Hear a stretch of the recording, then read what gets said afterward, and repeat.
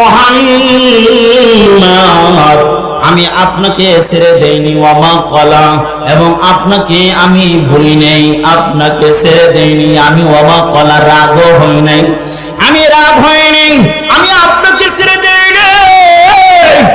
নবী আপনাকে কেমনে ছেড়ে দেব নবী? আপনি জানেন না আপনাকে এত ভালোবাসি।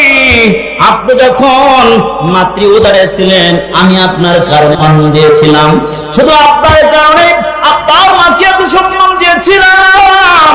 আপনার মা আপনি যখন আপনার মায়ের পেটের মধ্যে, ওই সময় আপনার মা আমেনা যখন কি করত, কূপে থেকে পানি উঠাইতো, হায় 40 থেকে 50 60 70 গজ হাত থেকে কূপ থেকে পানি যখন উঠাইতো, অনেক কষ্ট লাগতো, পানি অনেক নিচে থাকতো।